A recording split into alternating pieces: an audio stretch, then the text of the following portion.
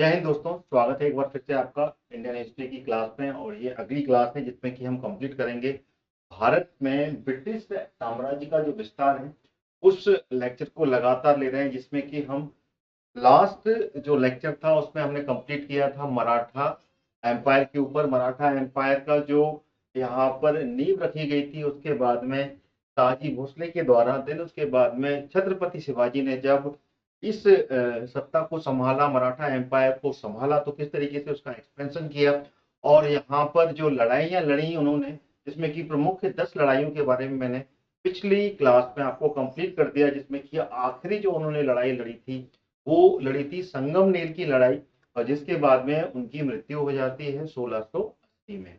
तो यहाँ तक मैंने पिछली क्लास में आपको कंप्लीट कर दिया है और आई होप आपने उसके शॉर्ट नोट भी बना लिए होंगे और साथ ही साथ आपको पीडीएफ नोट्स भी मिली हैं, जिससे कि आप अपना लगातार यहाँ से रिवीजन कर सकते हैं। और ये जो वीडियो है ये भी लगातार आप जितनी बार चाहे उतनी बार आप अनलिमिटेड टाइम इसको व्यू करके भी आप अपना रिवीजन कर सकते हैं।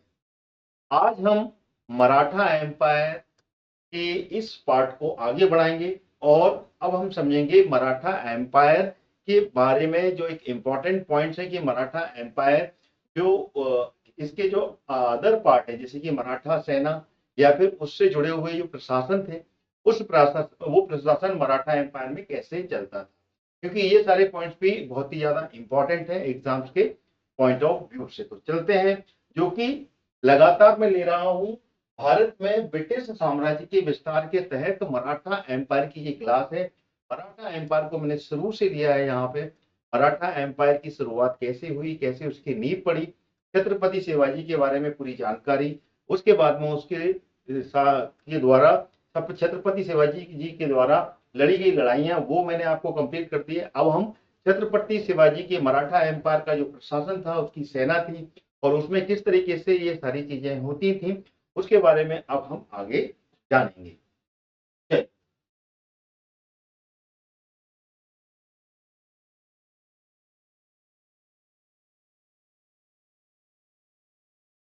जैसा कि मैंने आपको बता दिया है कि शिवाजी के द्वारा लड़ी गई जो लड़ाइयां थी वो मैंने आपकी कंप्लीट कर दी है, जिसमें कि संगमनेर की आखिरी लड़ाई मैंने पिछली क्लास में आपको पिछली 5 लड़ाइयों के बारे में आपको कंप्लीट कराया था, जिसमें कि सूरत की लड़ाई, पुरंदर की लड़ाई, सिंहगढ़ की लड़ाई, कर्नाटक का अभियान और संगमनेर की लड़ाई के बारे में लास्ट लेक्चर में मैं कंप्लीट कर चुका हूँ। और उससे पहले वाले लेक्चर में मैंने आपको प्रतापगढ़ की लड़ाई, कोल्हापुर की, पवन खंड की, चकन की और अंबर खंड की लड़ाई के बारे में जानकारी दे दी है। तो वो वीडियो भी बहुत ही ज्यादा इंपॉर्टेंट है मराठा एम्पायर को समझने के लिए। अब हम आगे चलेंगे मराठा एम्पायर के बारे में, अगले पार्ट को यहाँ पर समझेंगे। तो अगले पार्ट की बात की जाए तो अगले पार्ट में यहाँ पे मराठा सेना, मराठा सेना के ऊपर में यहाँ पर पॉइंट बनता है कि मराठा सेना जो कि किस तरीके से हुआ करती थी। अगर मराठा सेना की बात करें तो सेना इसकी सेना के बारे में बात करें तो शिवाजी के पास में जो सेना थी वो एक स्थायी सेना थी, यानी कि स्थायी और एक नियमित सेना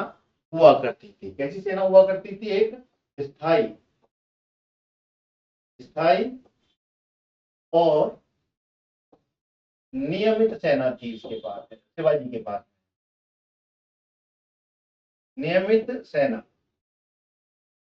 शिवाजी के पास में थी, जो कि एक वेतन भोगी थी, यानी कि यहाँ पर वेतन पर शिवाजी ने इस सेना को अपने पास में रखा था। अगर हम घुड़सवार की बात करें, अगला पॉइंट जो आ रहा है वो घुड़सवार की, घुड़सवार, सिलेदार और मावली सैनिक और पागा, ये पॉइंट्स बहुत इंपॉर्टेंट है, इनको याद रखिएगा। एक एक पॉइंट यहाँ पर क्लियर होने चाहिए। अगर घुड़सवार की बात करें तो घुड़सवार में बारगिर, बारगिर जो होते थे वो राज्य की ओर से घोड़े व अस्त्र, यानी कि यहाँ पे बारगिर होते थे, यहाँ पे कि राज्य की ओर से घोड़े व अस्त्र दिए जाते थे। ठीक है ना? घोड़सवार में यहाँ पर बारगिर, नोट कर लीजिएगा, बारगिर, बारगिर मतलब कि यहाँ पर राज्य यानी कि शासन की ओर से, राज्य की ओर से यहाँ पर घोड़े व अस्त्र दिए जाते थे। घोड़े व अस्त्र दिए जाते थे।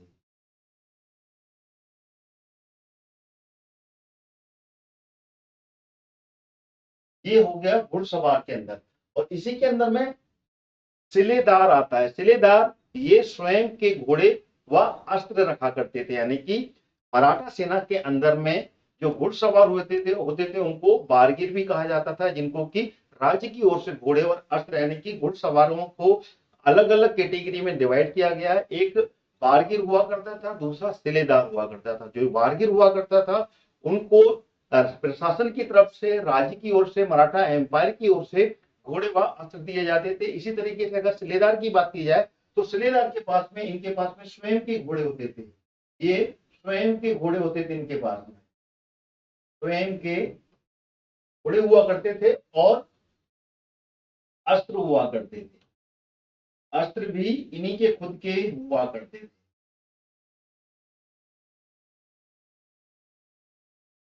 स्वयं के अस्त्र हुआ करते थे, यानी कि शिवाजी की सेना में अलग अलग जाति के यहाँ पर सैनिक हुआ करते थे, जिनको कि यहाँ पर शिवाजी के द्वारा नगद वेतन मिलता था। अगर हम सेना की बात करें तो यहाँ पर नियमित सेना थी शिवाजी के पास में, जिसमें कि घुड़सवार हुआ करते थे। घुड़सवार जिसको कि बारगीर भी कहते थे और सिलेदार भी कहते थे। अगर बारगीर की बात करें तो बारगीर जो घुड़सवार हुआ करते थे उनको प्रशासन यानी कि राज्य की ओर से घोड़े व अस्त्र जो उनको यहाँ पर दिए जाते थे। इसी तरीके से सिलेदार जो घुड़सवार हुआ करते थे उनके स्वयं के घोड़े व अस्त्र होते थे, यानी कि वह स्वयं घोड़े के मालिक हुआ करते थे और जो उनके अस्त्र होते थे वो भी स्वयं के हुआ करते थे। शिवाजी की सेना में विभिन्न जातियों के जो वर्ग थे उनके सैनिक यहाँ पर उनकी सेना में हुआ करते थे और इन सभी सैनिकों को नगद वेतन मिलता था, यानी कि यहाँ पर वेतन की व्यवस्था सैनिकों के लिए की गई थी। अगर हम मावली सैनिक की बात करें तो मावली सैनिक कौन थे? तो अगर मावलिक सैनिक जो कि शिवाजी के कौन थे? अंगरक्षक। ये जो थे ये शिवाजी के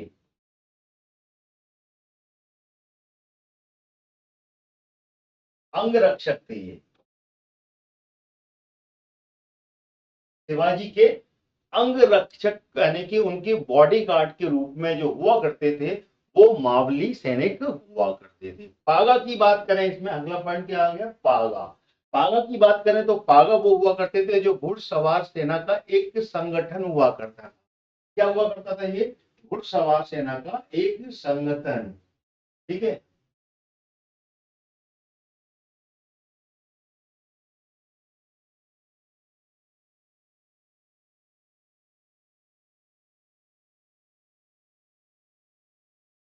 घुड़सवार सेना का जो संगठन था उसको पागा कहते थे। अगले पॉइंट की ओर चलते हैं। अगला जो पॉइंट है वो है यहाँ पर मराठा प्रशासन। मराठा प्रशासन यहाँ पर कैसा था उसको यहाँ पर समझते हैं। अगर मराठा प्रशासन की बात करें तो शिवाजी की राज व्यवस्था जो थी मराठा प्रशासन में वो रैयतवाड़ी प्रथा पर आधारित थी। इस पर जो राजस्व व्यवस्था, नोट करते जाइएगा, राजस्व व्यवस्था की बात करें तो राजस्व व्यवस्था यहाँ पर कौन सी थी? रैयतवाड़ी। रैयतवाड़ी प्रथा पर आधारित थी। रैयतवाड़ी प्रथा, ठीक है, नहीं कि रैयतों के द्वारा यहाँ पर टैक्स की वसूली।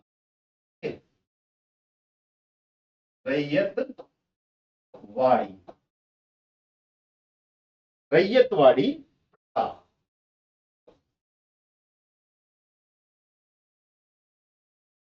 रैयतवाड़ी प्रथा पर आधारित थी। ये राजस्व प्रशासन की व्यवस्था थी शिवाजी की, ठीक है ना, जिसमें कि भूमि के पैमाइश के आधार पर उत्पादन का अनुमान लगाया जाता था तथा किसानों से लगान निर्धारित किया जाता था। यानी कि इसमें भूमि को नापा जाता था, उसके आधार पर उसका उत्पादन का अनुमान लगाया जाता था, देन उसके बाद में किसान पर लगान निर्धारित किया जाता था। ये बात आपकी मेरे ख्याल से क्लियर हो गई होगी। राजस्व को नगद या वस्तु के रूप में चुकाया जाता है। यहाँ पे जो राजस्व व्यवस्था थी शिवाजी के शासन में, तो इस शासन में जो राजस्व होता था वो किसान यहाँ पर नगद के रूप में यानी कि नगद रुपए के रूप में या फिर वस्तु के रूप में किसान यहाँ पर राजस्व को चुकाता था। आरंभ में शिवाजी ने यहाँ पर उपज का 33% यानी कि 33% भाग कर के रूप में वसूल किया था, लेकिन बाद में इसको बढ़ाकर 40% कर दिया था। यानी कि शुरुआत में इस लगान राजस्व व्यवस्था में अगर बात की जाए तो शुरुआत में 33% यहाँ पर राजस्व वसूलता दिया था, लेकिन आगे जाकर इसको 40% तक इस लगान की व्यवस्था को बढ़ा दिया था, जो कि इस व्यवस्था को आगे बढ़ाया था 33% से 40% तक। भूमि की पैमाइश की बात करें, इसमें भूमि को नापने की बात करें, जिसमें कि भूमि नापने के आधार पर फिर किसान पर जो लगान लगाया जाता था उसको किस तरीके से नापा जाता था, तो इसमें काठी या फिर जरीब से इसकी पैमाइश की जाती है। इससे भूमि की पैमाइश, अगर हम भूमि की पैमाइश की बात करें यहां पर,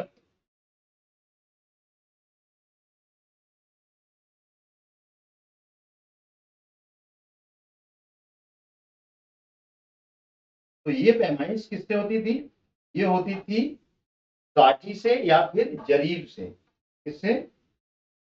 काठी या फिर जरीब के द्वारा यहाँ पर भूमि को नापा जाता था। ये नोट कर लीजिएगा, बहुत इंपॉर्टेंट पॉइंट है। ये क्वेश्चन बन जाते हैं कि शिवाजी के शासन काल में भूमि की पैमाइश किसके द्वारा की जाती थी, तो वो काठी या फिर जरीब के द्वारा की जाती थी। और यहाँ पर कृषकों को एक अलग तरीके की ऋण की व्यवस्था भी हुआ करती थी। यहाँ पर जो किसान हुआ करते थे शिवाजी के शासन काल में, तो उस शासन काल में कृषकों को यहाँ पर ऋण की व्यवस्था होती थी, जिसको कि तकावी ऋण भी के रूप में जाना जाता है। ठीक है ना? अगर ऋण की बात करें यहाँ पर,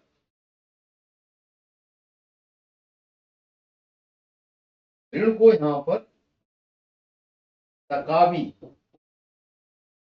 तकावी ऋण कहा जाता था। तकावी ऋण के रूप में यहाँ पर कृषक को ऋण भी दिया जाता था, यानी कि लोन भी दिया जाता था। गांव के प्राचीन पैतृक अधिकारी की बात करें, अगर गांव की व्यवस्था जो थी उसमें अगर शिवाजी के शासन काल में बात करें, तो यहाँ पर प्राचीन जो पैतृक अधिकारी हुआ करते थे उसको पाटिल, यानी कि गांव का जो यहाँ पर भूमि पैमाइश और लगान वसूलने की जो जिम्मेदारी थी गांव में, ग्रामीण क्षेत्र में, वो थी पाटिल की। पाटिल जो कि एक अधिकारी हुआ करता था यहाँ पे लगान वसूलने के लिए। इसी तरीके से अगर शहरी क्षेत्र की बात करें, जिलों की बात करें वहां पर, तो जिले में उस समय देशमुख और देश पांडे हुआ करते थे। ठीक है? तो यहाँ पर ग्रामीण क्षेत्र में बात करें तो गांव में कौन हुआ करते थे? गांव में पाटिल काम करते थे। ठीक है ना? और अगर शहरों की बात करें तो शहरों में यहाँ पर देशमुख देशमुख या फिर देश पांडे नाम के ये अधिकारी हुआ करते थे, जो कि यहाँ पर लगान वसूलने का काम किया करते थे। क्लियर हो गए? अच्छा, यहाँ पे लगान जो होती थी वो यहाँ पर दो प्रकार की होती थी। एक होती थी चौथ और दूसरी होती थी सरदेश मुखी। ठीक है ना? जो कि यहाँ पर लिखा हुआ है। एक होती थी चौथ और दूसरी होती थी सरदेश मुखी, जो कि शिवाजी के शासन काल में हुआ करती थी। अगर चौथ की बात करें तो चौथ जो होती थी वो जिस राज्य में हमें शिवाजी की विजय होती थी, क्या होती थी? शिवाजी जिस राज्य में विजय हासिल कर लेते थे उसको अपने क्षेत्र में शामिल कर लेते थे, उस क्षेत्र से चौथ वसूली जाती थी। नोट कीजिएगा, यानी कि जहां पर शिवाजी ने अपना कब्जा किया, दूसरे साम्राज्य में कब्जा किया, कब्जा करने के बाद में वहां पे विजय हासिल की, तो विजय हासिल करने के बाद में उस क्षेत्र के उस राज्य के क्षेत्रों के द्वारा उपज का 1/4 यानी उपज का चौथाई भाग, जिसको कि चौथ कहा जाता है, उपज का, यानी कि यहाँ पर जिस राज्य में जीत हो गई उस राज्य में यहाँ पर 1/4 भाग किसका? उपज का, यानी कि जो वहां पर किसान के द्वारा जिस उपज जिसकी उपज की गई है उस उपज का लगान जो होता था वो 1/4 कर के रूप में वसूला जाता था। ये चौथ कहलाती थी, जो कि विजयी राज्यों के क्षेत्र से मिलता था। अगर हम सरदेश मुखी की बात करें तो सरदेश मुखी ये एक अतिरिक्त कर था, जो कि उपज का 1/10 भाग या फिर जो उपज था उपज का 10% हुआ करता था। देशमुखी जो है ये उपज का 10%, यानी कि या फिर इसको हम ये बोल सकते हैं 1/10 भाग, 1/10 भाग का जो हिस्सा हुआ करता था वो हिस्सा जो था वो स्वदेशमुखी कहलाता था। यहां तक मेरे ख्याल से पॉइंट क्लियर हो गए होंगे। अब हम चलते हैं यहाँ पर, अगला जो पॉइंट है वो है न्याय व्यवस्था का। अगर न्याय व्यवस्था की बात करें शिवाजी के शासन काल में, तो शिवाजी की जो न्याय व्यवस्था थी वो प्राचीन स्मृतियों पर आधारित थी। किस पर थी ये? अगर हम बात करें तो ये प्राचीन प्राचीन स्मृतियों पर आधारित थी।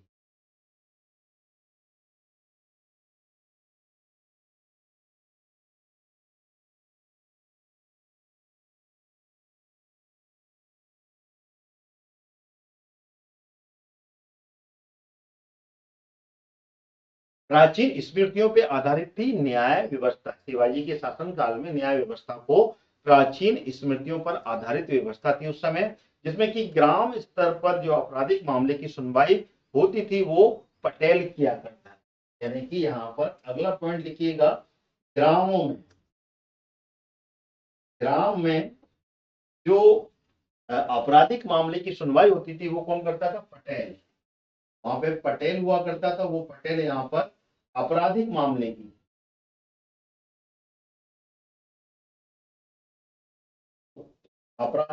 की जो सुनवाई करता था वो पटेल किया करता था। अपील की जो अंतिम अदालत होती थी उसका नाम था हाजिर मजलिस। क्या होता था? अपील की अंतिम अदालत को यहाँ पर अपील की जाती थी, ठीक है ना। अपील अदालत लिख सकते हैं इसको।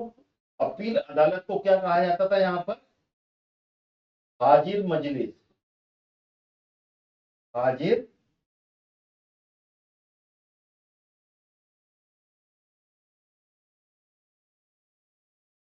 मजलिस। हाजिर कहा जाता था, हाजिर के साथ में मजलिस कहा।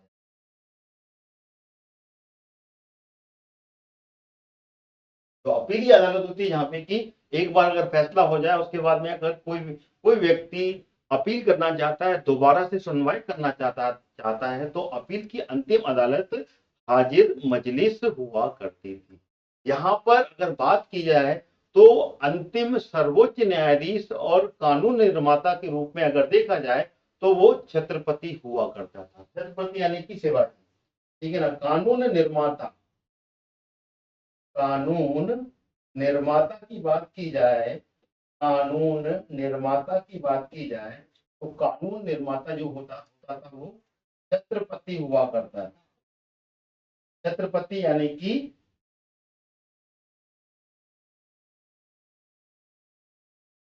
शिवाजी छत्रपति, जो कि अंतिम सर्वोच्च न्यायाधीश के रूप में काम करते थे। छत्रपति शिवाजी जो छत्रपति हुआ करता था वो मराठा एम्पायर में वो आखिरी कानून निर्माता और सर्वोच्च न्यायाधीश के रूप में यहाँ पर काम करता था। तो ये थी शिवाजी के मतलब मराठा शासन की न्याय व्यवस्था।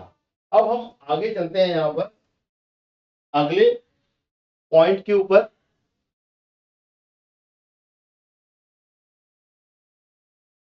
आइए हम बात कर लेते हैं शिवाजी के प्रशासन की।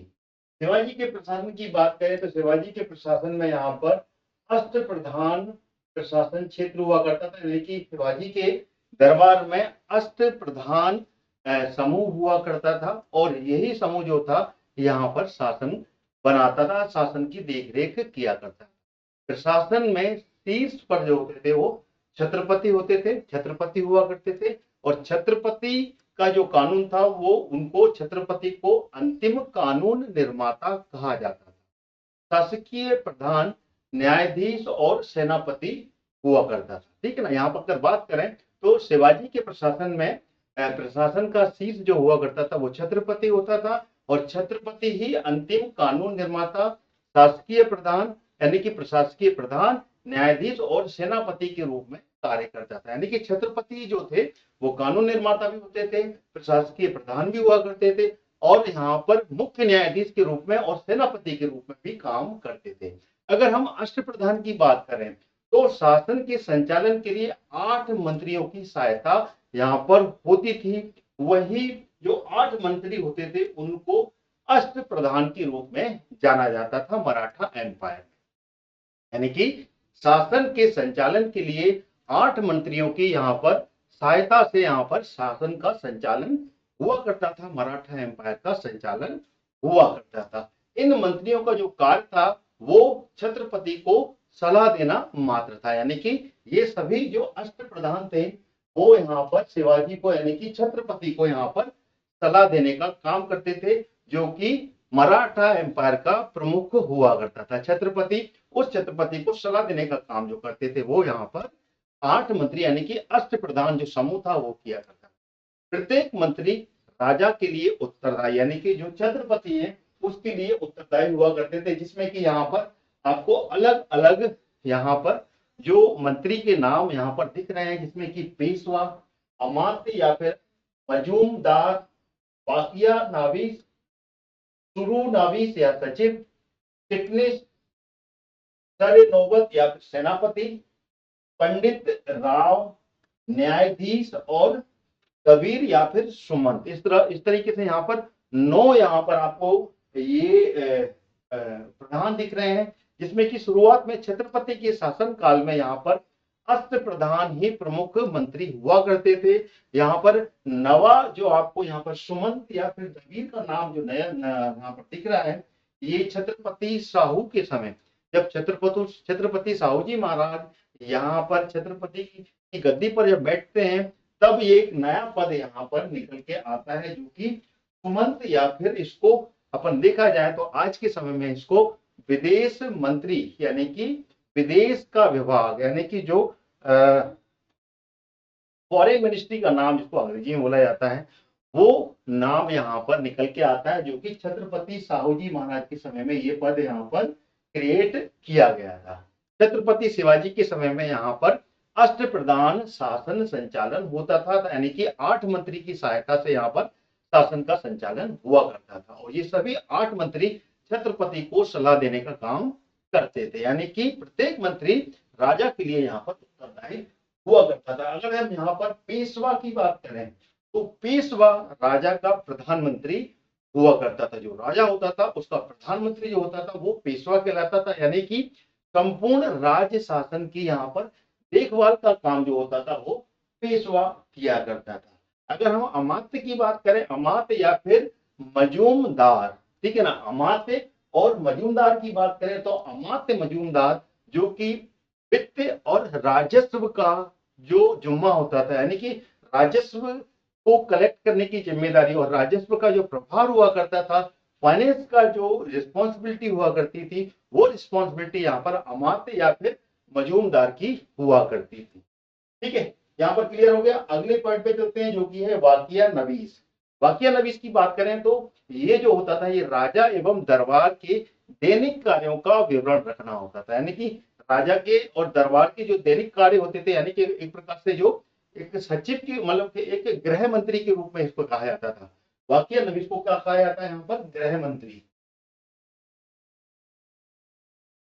गृह मंत्री बोलते हैं ये, और ये गृह मंत्री हुआ करता था और गृह मंत्री ही यहाँ पर जो कि राजा के दरबार के दैनिक कार्यों का विवरण रखने का काम जो होता था वो वाकिया नवीस का हुआ करता था। अगला जो है वो है सुरू नवीस।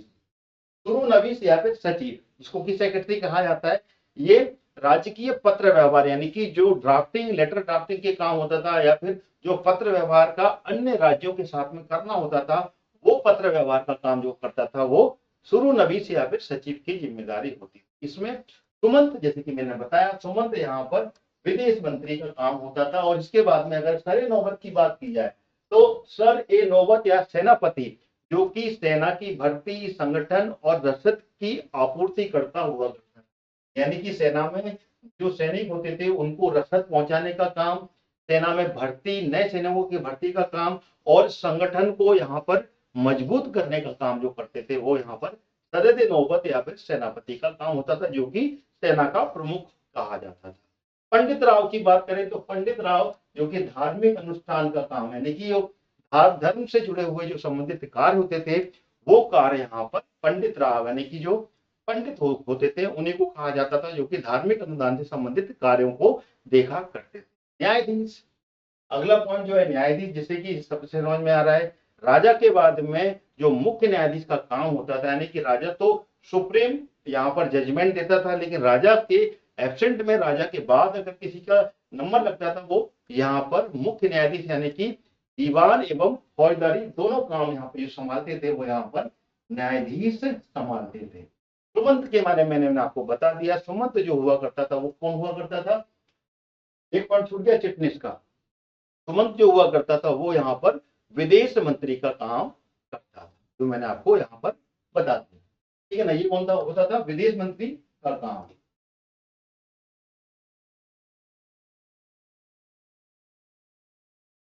विदेश मंत्री का काम करता था। चिटनिस, चिटनिस जो कि एक पॉइंट यहाँ पे मेरा छूट गया था, इसको नोट कीजिएगा। चिटनिस यानी कि ये मुंशी, मुंशी होता था, यानी कि जो पत्राचार जो होता था, यानी कि जो सचिव के द्वारा जो पत्राचार का व्यवहार अन्य राज्यों के साथ में किया जाता था, सचिव जो करता था उसको लिखने का काम, यानी कि ये ड्राफ्टिंग का काम करता था। ठीक है ना, एक लिपिक का काम करता था ये, लिपिक यानी कि पत्राचार लिपिक का काम। मुंशी का जो काम होता था वो यहाँ पर चिटनिस के द्वारा होता था। तो इस तरीके से ये अष्ट प्रधान जो समूह था, 8 मंत्रियों का समूह, ये शिवाजी के राज्य की शासन के संचालन का काम करते थे। ठीक, तो यहाँ तक मेरे ख्याल से पॉइंट आपके सारे क्लियर हो गए होंगे, जो कि मैंने आपको इस क्लास में कंप्लीट किए, जिसमें कि मैंने शुरू में आपको क्या बताया। यहाँ पर अगर शुरू की बात की जाए तो यहाँ पर शुरू में आपको मराठा सेना मैंने पूरी कंप्लीट की, और मराठा सेना में जिसमें कि सेना, घुड़सवार, सिरेदार, मवाली सैनिक और पावा के बारे में मैंने आपको बताया। उसके बाद में मैंने यहाँ पर आपको मराठा प्रशासन पूरा कंप्लीट किया, जिसमें कि चौथ और सरदेश मुखी के बारे में यहाँ पर पूरे फैक्ट मैंने क्लियर किए। न्याय व्यवस्था मराठा एम्पायर में कैसी हुआ करती थी, ये मैंने आपको क्लियर किया। और उसके बाद में शिवाजी का प्रशासन, जो कि एक अष्ट प्रधान प्रशासन हुआ करता था, जिसमें कि 8 मंत्री जो कि शिवाजी के शासन यानी कि छत्रपति के शासन का संचालन जो किया करते थे, उसके बारे में मैंने यहाँ पर एक एक पॉइंट यहाँ पर क्लियर किया। ठीक है, तो यहाँ तक ये क्लास मैंने यहाँ पर कंप्लीट कर दी। इसके बाद में हम कंप्लीट करेंगे यहाँ पर शिवाजी के बाद, जब शिवाजी की मृत्यु हो जाती है 1680 में, जब शिवाजी की मृत्यु हो जाती है, उसके बाद में शिवाजी के जो उत्तराधिकारी होते हैं शिवाजी की मृत्यु के बाद में, वो कौन होते हैं, और उसके बाद में जो मराठा एम्पायर का शासन काल है वो किस तरीके से आगे बढ़ता है, इसको हम समझेंगे अगली क्लास में। यानी कि इसमें हमने यहाँ तक पूरे पॉइंट्स क्लियर कर लिए, जिसमें कि शिवाजी शिवाजी के द्वारा लड़ी गई लड़ाइयां, लड़ाइयों के बाद में शिवाजी की न्याय व्यवस्था, उसकी सेना, उसका प्रशासन, उसकी न्याय व्यवस्था और साथ में उसकी राजस्व व्यवस्था को हमने यहाँ तक कंप्लीट कर लिया है। तो इसके आप शॉर्ट नोट्स अपने खुद की लैंग्वेज में भी बनाते चलिए, और साथ ही साथ में आपको पीडीएफ नोट्स भी मिलेंगे, जिससे कि आप पूरा रिवीजन कर सकते हैं, और इस वीडियो के माध्यम से अनलिमिटेड टाइम आप कंप्लीट देख कर भी अपना रिवीजन कर सकते हैं। तो इस क्लास को मैं यही खत्म करता हूँ। अगली क्लास में अपन शिवाजी के जो सक्सेसर रहे, उत्तराधिकारी रहे, उस पर हम पूरा कंप्लीट एक लेक्चर कंप्लीट करने वाले, जो कि इसके बाद में आपको मिलेगा। जय हिंद।